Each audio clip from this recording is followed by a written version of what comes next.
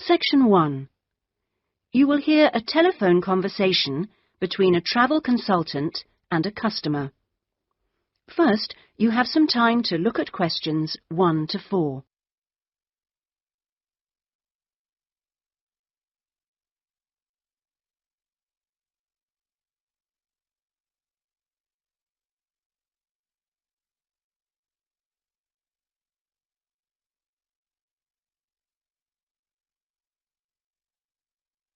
You will see that there is an example which has been done for you.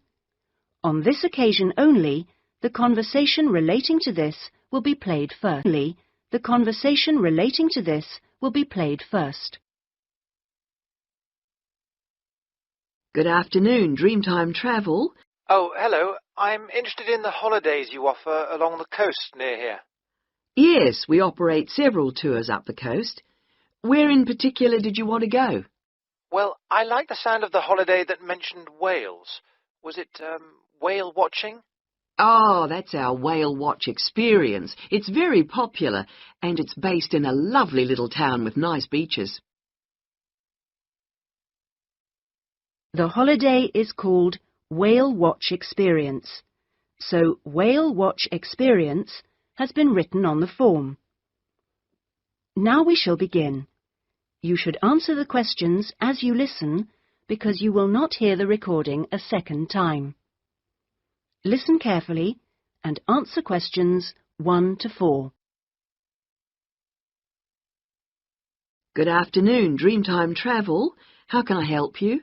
Oh, hello. I'm interested in the holidays you offer along the coast near here. Yes, we operate several tours up the coast. Where in particular did you want to go? Well, I like the sound of the holiday that mentioned whales. Was it, whale watching?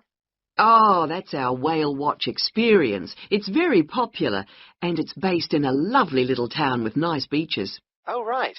And how long does it last? It's 2 days. That includes 4 hours travel time each way from here. Good. I don't want to be away any longer than that. So, is that by coach? Actually, it's by minibus. We like to keep those tours small and personal, so we don't take a whole coachload of people. In fact, we only take up to 15 people on this tour, although we do run it with just 12 or 13. Oh, right.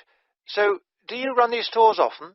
Well, it depends on the time of year. Of course, in peak times, like the summer holidays, we do them every weekend, but at the moment, it's usually once a month at most. And when is the next one going? Let me see. There's one in 3 weeks' time, which is April the 18th, and then we don't have another one until June the 2nd. All right. And is April a good time to go? Pretty good, though the really good time is later in the year. I have to say, though, that the whale sighting is only one of the many things offered. Really? Yes, the hotel itself where you stay has great facilities. It's called the Palisades. The Paris what? No, it's actually the Palisades. Pallissades. It's right on the main beach there. Oh, I see. All of the rooms have nice views, and the food is really good there too. Oh, right. Before you hear the rest of the conversation, you have some time to look at questions 5 to 10.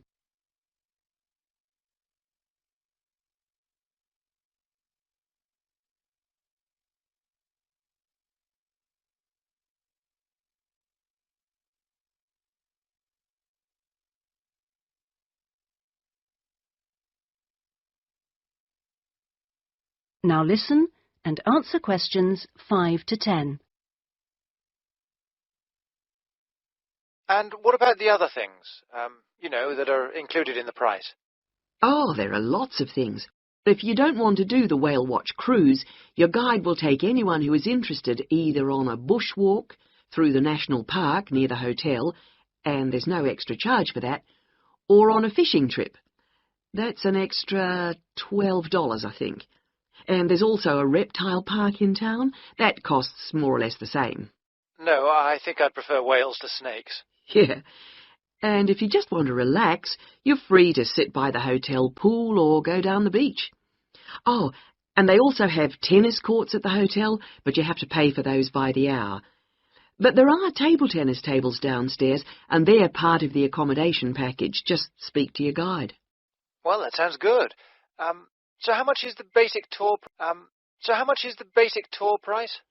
At this time of year, it's usually around $300, but let me check. It's actually $280. And the next tour, are there any places on that one? How many people is it for? There are 2 of us. Yes, that should be fine. Can I just mention that we require all bookings to be made at least 14 days before you travel to avoid cancellations of tours? And if you cancel within 7 days of departure, you will have to pay 50% of your total booking. Okay. And you also need to pay a 20% deposit at the time of booking. Can I pay that by credit card? Yes, you can. All right. What I'll do is I'll talk to my partner and get back to you. Fine. So I'll make a provisional booking, shall I? 2 for the Whale Watch experience. Let me issue you with a customer reference number for when you call back. Do you have a pen? Yes. Okay. It's 39745T. That's T for Tango. When you call back, ask to speak to the tour manager. That's me, Tracy. Fine, I will.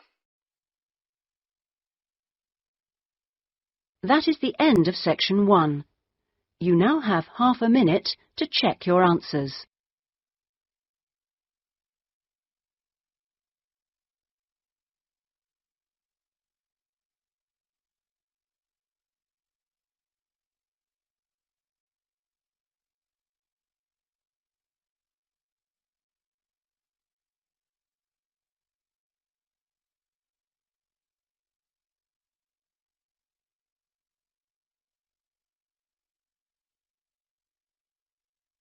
Now turn to section 2. Section 2. You will hear a radio program giving parents advice about buying cots for their babies to sleep in. First, you have some time to look at questions 11 to 17.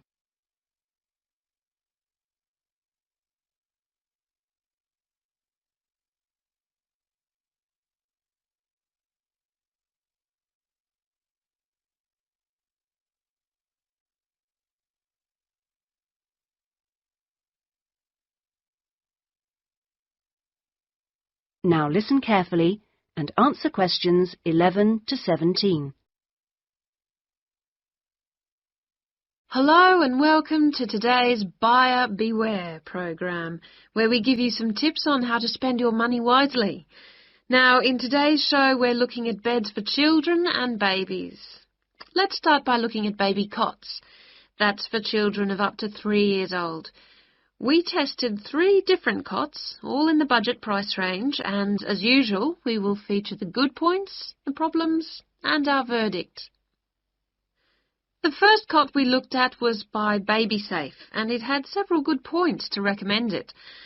Our testers liked the fact that it had 4 wheels, so it was easy to move around. The only slight problems with this cot were that it had no brakes, but they didn't think that mattered too much. At first they were a bit concerned about the side bar, because they felt babies could trap their fingers in it.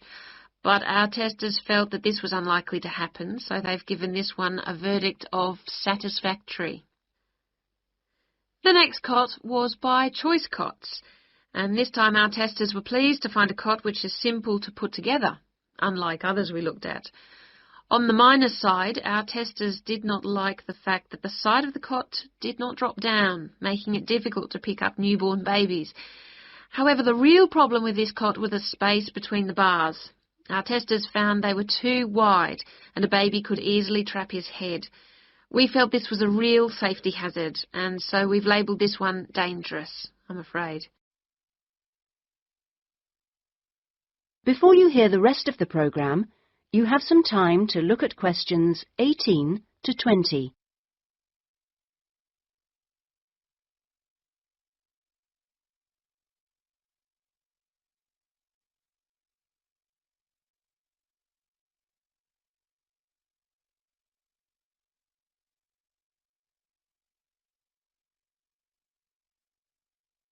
Now listen and answer questions 18 to 20.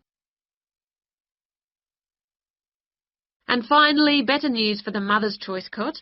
This cot was slightly different in that although the sidebar did not drop down, the base could be raised or lowered into 2 different positions, making it safe as well as convenient. The negatives for this one were quite minor. The only niggle everyone had was the fact that it has no wheels, and the only other problem anyone could find was that there were pictures, which were simply stuck on and so could easily become detached. The makers have now promised to discontinue this practice. As this cot will then be safe in every way, we have made the Mother's Choice cot our best buy. Congratulations, Mother's Choice.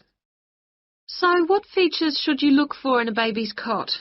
Well, obviously, safety is a very important factor, as well as comfort and convenience. We recommend that if you are buying a cot, do make sure that any metal present is not rusted or bent in any way. You should ensure your cot has only rounded or smooth edging without any sharp edges. This is especially important for wooden cots.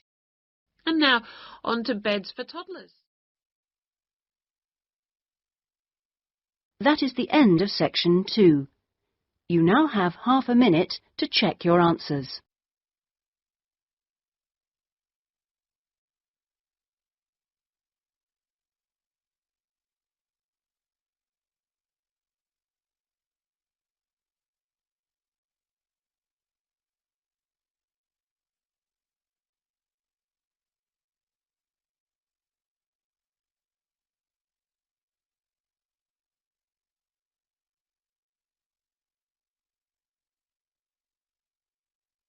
Now turn to section 3.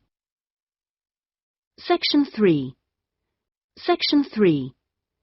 You will hear a conversation between a student, Andrew, and a student advisor, Monica, about a diploma course. First, you have some time to look at questions 21 to 25.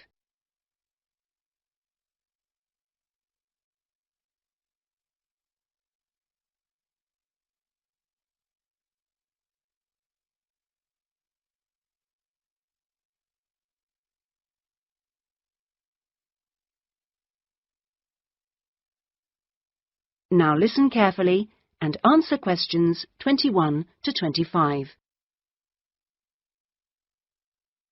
Excuse me, I was told to come here for advice about management diploma courses. You've certainly come to the right place. Hi, my name is Monica. Nice to meet you. My name is Andrew Harris. So, Andrew, have you seen our diploma course prospectus yet? Yes, I've already looked at it. In fact, I thought the information on course content was really useful. But I'm afraid I'm a bit confused by all the different ways you can do the course. Full-time intensive, part-time, and so on. Mm-hmm. Well, let's see if I can help. I think each course type has its advantages and disadvantages, so it really depends on you, your own study habits, and your financial circumstances, of course. Are you working at the moment? Yes, I've been working in the administration section of the local hospital for the last 3 years. Mm-hmm. And before that, I worked in the office of a computer engineering company for 2 years. So I've got about 5 years of relevant work experience. Mm-hmm. And what I'm hoping to focus on is personnel management. I see. And are you planning to leave your current job to study, or are you thinking about just taking a year off? I want to know what my options are, really. I don't want to quit my job or anything, and my employers are keen for me to get some more qualifications, but obviously it would be better if I could do a course without taking too much time away from work. Right. So you don't really want to do the full-time course, then? No, not really. It's also a question of finances. You see, my office have agreed to pay the cost of the course itself, but I would have to take unpaid leave if I want to study full-time, and, well, I don't think I could afford to support myself with no salary for a whole year. Okay.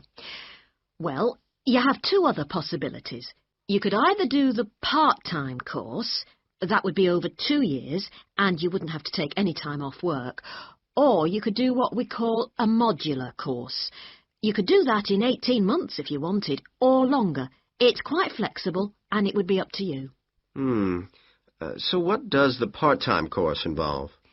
For that, you would join an evening class and have a lecture twice a week. Then you'd have to attend a seminar or discussion workshop one weekend a month. What kind of coursework would I have to do? Well, it's a mixture. You'd be expected to write an essay each month, which counts towards your final assessment. You have a case study to do by the end of the course, which might involve doing a survey or something like that. And also you need to hand in a short report every 4 weeks. So that's quite a lot of work then, on top of working every day. It sounds like a lot of studying, and really tiring. Yeah, you certainly wouldn't have much free time. Before you hear the rest of the conversation, you have some time to look at questions 26 to 30.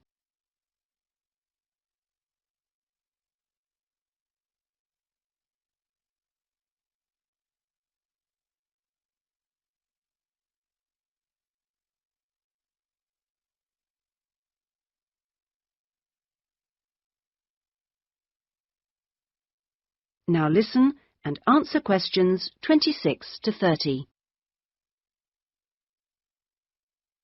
What about the modular course? What would I have to do for that?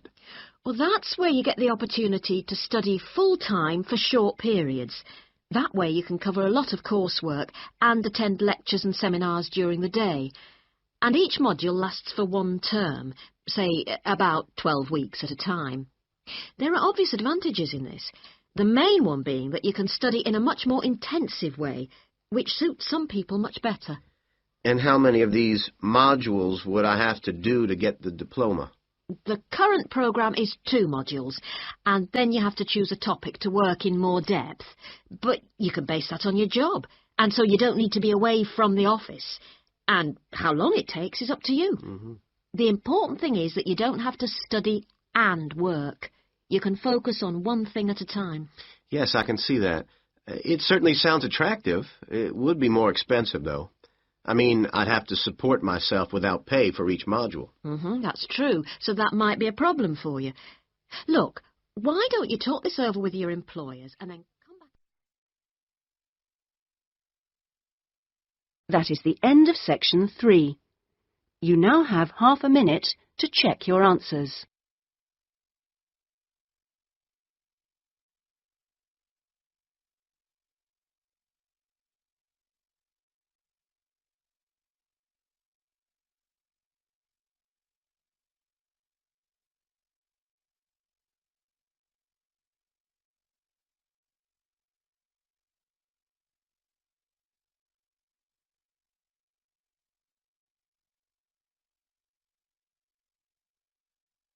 Now turn to section 4. Section 4. Section 4. You will hear part of a lecture given by an economist about North American women's attitude to money and saving. First, you have some time to look at questions 31 to 40.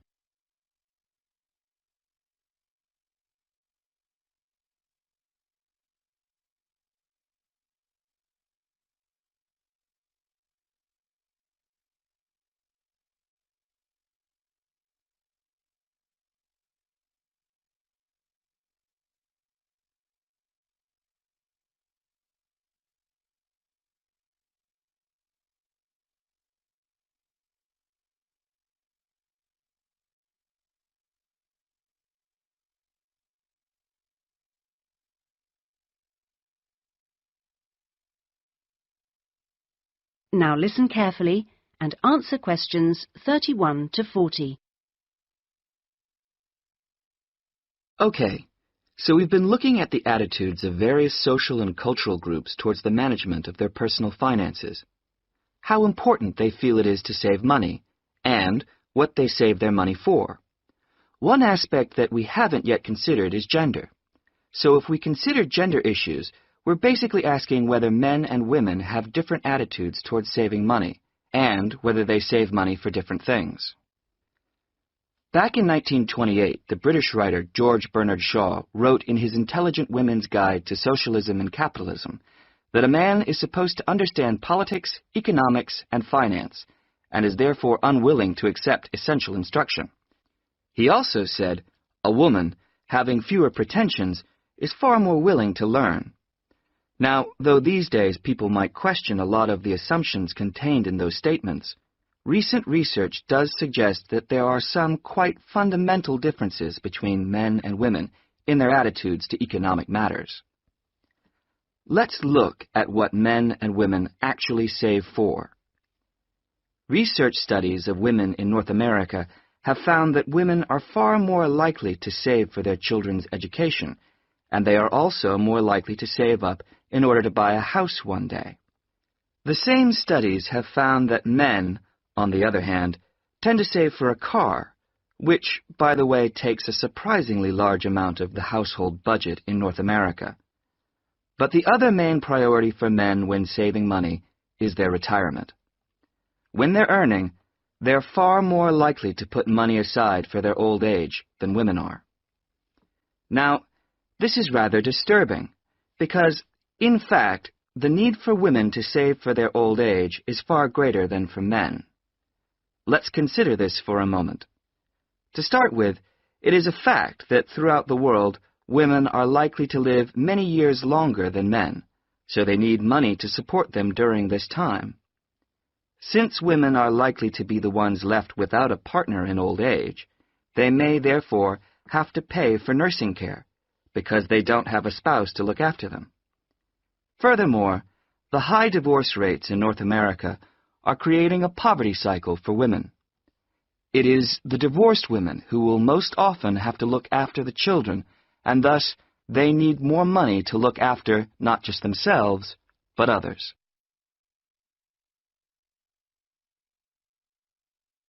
So what can be done about this situation? The population in North America is likely to contain an increasing number of elderly women. The research indicates that at present, for women, it takes a crisis to make them think about their future financial situation. But of course, this is the very worst time for anyone to make important decisions. Women today need to look ahead, think ahead, not wait until they're under pressure. Even women in their early 20s need to think about pensions, for example, and with increasing numbers of women in professional positions, there are signs that this is beginning to happen. Then research also suggests that women avoid dealing effectively with their economic situation because of a lack of confidence. The best way for them to overcome this is by getting themselves properly informed so they are less dependent on other people's advice. A number of initiatives have been set up to help them do this. This college, for example, is one of the educational institutions which offers night classes in money management, and increasing numbers of women are enrolling on such courses. Here, they can be given advice on different ways of saving. Many women are unwilling to invest in stocks and shares, for instance, but these can be extremely profitable. It is usually advised that at least 70% of a person's savings should be in low-risk investments. But for the rest, financial advisors often advise taking some well-informed risks. Initiatives such as this can give women the economic skills and knowledge they need for a comfortable, independent retirement. The increasing proportion of elderly women in the population is likely to have other economic consequences. That is the end of section 4. You now have half a minute to check your answers.